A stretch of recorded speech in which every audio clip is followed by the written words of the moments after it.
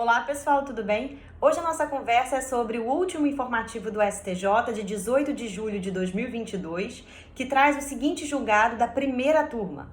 É possível a atribuição de efeitos erga omnes à sentença proferida em ação civil pública, na qual se postula um medicamento para um paciente específico. Então, o STJ disse que é possível atribuir efeitos erga omnes à sentença em ação civil pública, ainda que se postule medicamento para uma única pessoa.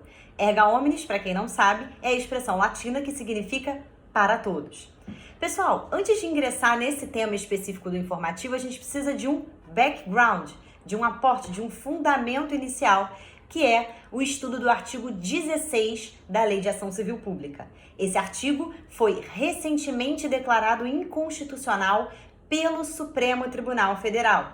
E antes do Supremo, o próprio STJ, em 2011 e em 2016, já tinha, através da sua Corte Especial, entendido pela inaplicabilidade do dispositivo. E o que diz esse artigo 16, que é um artigo muito importante?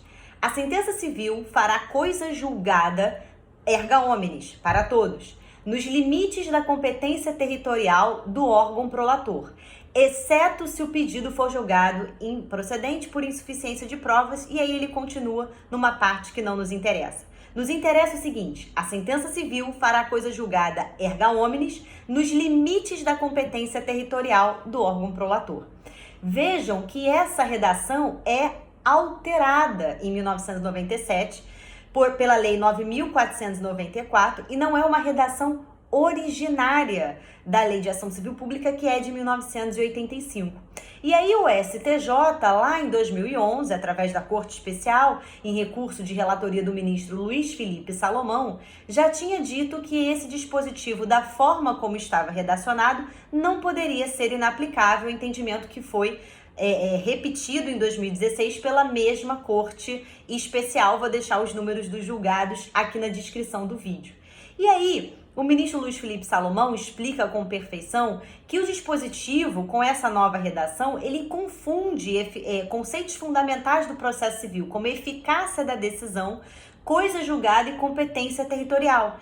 Ele entende que os efeitos da sentença poderiam ser limitados territorialmente, porque diz o seguinte, se recorda, a sentença faz coisa julgada erga omnes nos limites da competência territorial do órgão prolator da decisão. Então, nas entrelinhas, esse dispositivo quer dizer o seguinte: a coisa julgada é erga omnes, mas os efeitos da sentença se limitam à competência territorial, né, aos limites da competência territorial do órgão prolator. Então, vamos tentar trazer um exemplo concreto. Vamos supor que na comarca de Niterói, no estado do Rio de Janeiro, algum legitimado ingressa com uma ação para anular o Enem, ou anular uma questão do Enem, por algum motivo. Aquela questão estava mal redacionada, e aí a pessoa entra, ou a entidade legitimada ingressa com essa ação para anular a questão do Enem.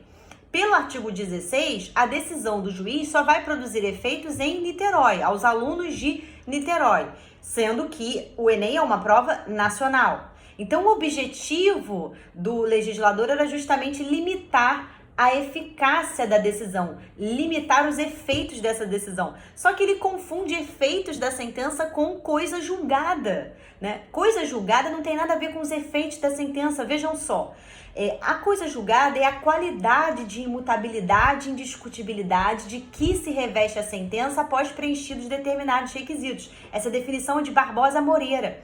Então, uma vez transitada em julgado, a sentença faz coisa julgada, mas os efeitos na vida prática podem não ser imutáveis. Imaginemos uma sentença de divórcio. As pessoas se divorciam, transitam em julgado, sentença de mérito, coisa julgada material.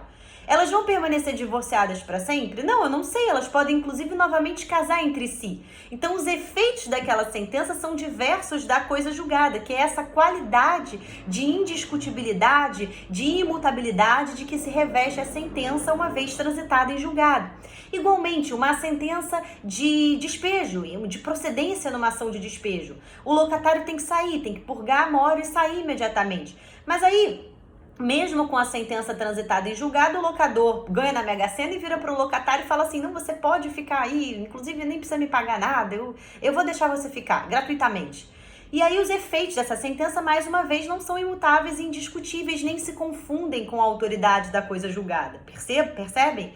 E, igualmente, não podemos confundir coisa julgada e limites, né, e efeitos da sentença com competência territorial, que é o limite do exercício da jurisdição, não tem nada a ver com os efeitos da sentença. O juiz de Niterói é competente para julgar as causas que processualmente, pelo Código de Processo Civil e pela legislação extravagante, lhe competem julgar. Isso é competência e não tem nada a ver com os efeitos da decisão. Na verdade, pessoal, a história que ninguém conta, e o professor Daniel Assunção conta, inclusive deixa um salve aqui para ele nesse vídeo, porque foi inspirado nas suas aulas. Essa alteração legislativa, ela veio na época dos leilões das estatais, né? E aí, por conta dos leilões, havia uma série de decisões pelo Brasil afora suspendendo, anulando a realização desses atos, o que não era interessante à União Federal, daí ter editado esse tipo de norma, que inclusive é derivada de uma medida provisória, não foi fruto de uma discussão legislativa prévia. Então o STJ já tinha falado, olha, não tem nada a ver esse dispositivo, eu não posso limitar os efeitos da sentença dessa forma, e o STF só chancelou essa interpretação que o STJ já havia dado. O professor Hermes Zanetti, num vídeo do YouTube que circula por aí, de uma dessas aulas online ministradas que são públicas, ele até fala que o STF nem devia ter se metido aqui, porque, enfim, o STF, ele declarou inconstitucional um dispositivo que o Superior Tribunal de Justiça, que é o tribunal que constitucionalmente deve interpretar e uniformizar a legislação federal, já tinha dito que era inaplicável. Então ele disse até que não era necessário. Não era necessária esse tipo de declaração de inconstitucionalidade. Então, o artigo 16 é inconstitucional e está repristinada a redação originária de 1985, da própria Lei de Ação Civil Pública. E aí, pessoal, e se a ação civil pública tiver mesmo efeitos nacionais ou regionais? Se eu ingresso com uma ação como entidade de classe legitimada para anular a prova do Enem, eu tenho alguma obrigação? Sim. Eu devo respeitar o artigo 93, inciso 2 do Código de Defesa do Consumidor, que é aplicável aqui por força das regras do microsistema coletivo. E devo ingressar com essa ação no foro da capital, do estado ou do Distrito Federal. Então, uma entidade de classe pode anular a questão de Enem, pode pedir anulação de questão de Enem na comarca de Niterói? Não, porque Niterói não é capital de estado, mas pode fazê-lo, por exemplo, no próprio Rio de Janeiro, que é capital do estado do Rio de Janeiro. Ou pode fazer em Manaus, que é capital do estado do Amazonas. Compreendem? Então incide o artigo 93, inciso 2. E se ao longo do Brasil várias pessoas ingressarem com ações, ainda que nas capitais ou no Distrito Federal, que é uma outra possibilidade, e forem várias as ações para anularem o Enem. Aí se aplica a regra do artigo 2º, parágrafo único, que firma a prevenção do juízo que primeiro conheceu a ação, ok? Bem, fechando esse tema, a gente volta ao informativo que fala, mais uma vez, que é possível atribuir efeitos erga omnes a uma sentença em ação civil pública na qual se postula medicamento para um paciente específico, mas com a ressalva: o órgão legitimado deve formular pedido expresso de extensão de efeitos aos demais que se enquadrem nessa mesma categoria. Essa é até uma crítica que é feita pelo professor Daniel Assunção, que diz que nesse caso deveria ser admitido um pedido implícito até pela natureza da ação.